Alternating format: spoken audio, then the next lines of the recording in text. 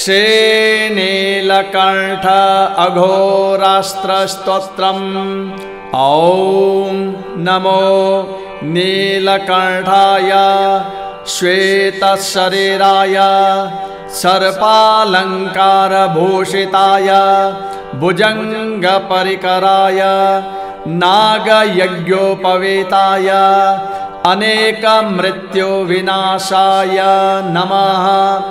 युग युगान्त कालप्रलय प्रचण्डाय प्रज्वालमुखाय नमः। दंष्ट्राकराल घोररूपाय हूं हूं फट् स्वाहा ज्वालामुखाय मन्त्रकरालाय प्रचण्डार्क सहस्रांशुचण्डाय नमः। कर्पूरमोदपरिमलाङ्गाय नमः।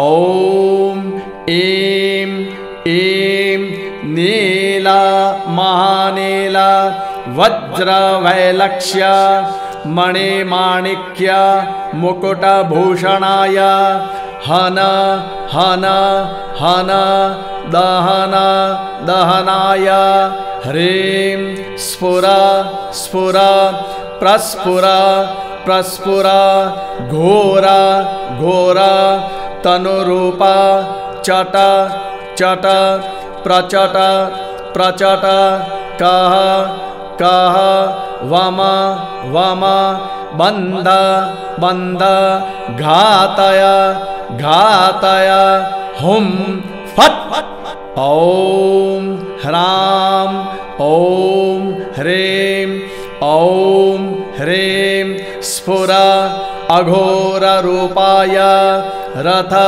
रथ तंत्र तंत्र चट चट कह कह मद मद दहन दाहनाय ह्रीं स्फुर स्फुर प्रस्फुर प्रस्फुर घोर घोर तनुरूप चट चट प्रचट प्रचट कह कह वम वम बन्ध बन्ध घातय घातय हुं फट् जरा मरण भय हूं हूं फट् स्वाहा अनन्ताघोर ज्वर मरण भय क्षय कुष्ठ व्याधि विनाशाय शाकिनी डाकिनी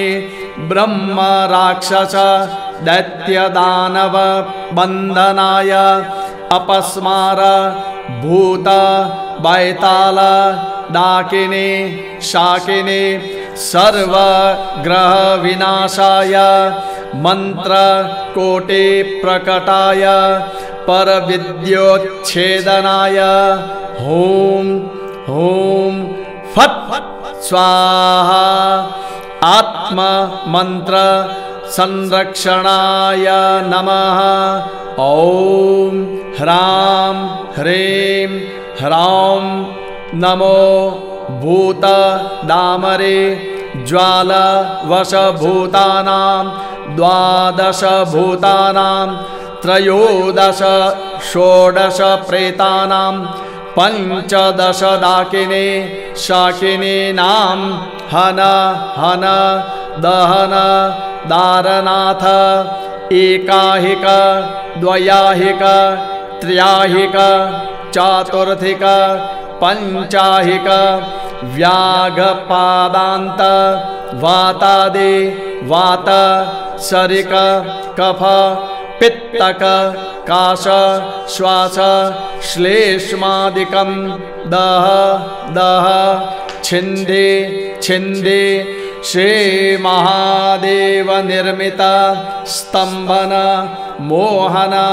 वश्यार्कर्षणोच्चाटन कीलना द्वेषण इति षट्कर्माणि वृत्य हूं हूं फट् स्वाहा वातज्वर मरण भय छिन्न छिन्न नेह नेह भूतज्वर प्रेतज्वर पिशाचज्वर रात्रिज्वर शीतज्वर तापज्वर बालज्वर कुमारज्वर अमितज्वर दहनज्वर ब्रह्मज्वर विष्णुज्वर रुद्रज्वर मारेज्वर प्रवेशज्वर कामादे विषमज्वर मारेज्वर प्रचंड घराय प्रमथेश्वर शीघ्रं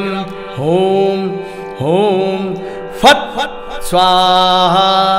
ॐ नमो नीलकण्ठाय दक्षज्वर ध्वंसनाय श्रीनीलकण्ठाय नमः श्रीनीलकण्ठाय नमः श्रीनीलकण्ठाय नमः। फलश्रुतेः सप्तवारं पठेत् स्तोत्रं मनसा चिन्तितं जपेत् तत्सर्वं सफलं प्राप्तं शिवलोकं स गच्छते शिवलोकं स गच्छते शिवलोकं स गच्छते। इति श्रीनीलकण्ठ अघोरास्त्र सम्पूर्ण।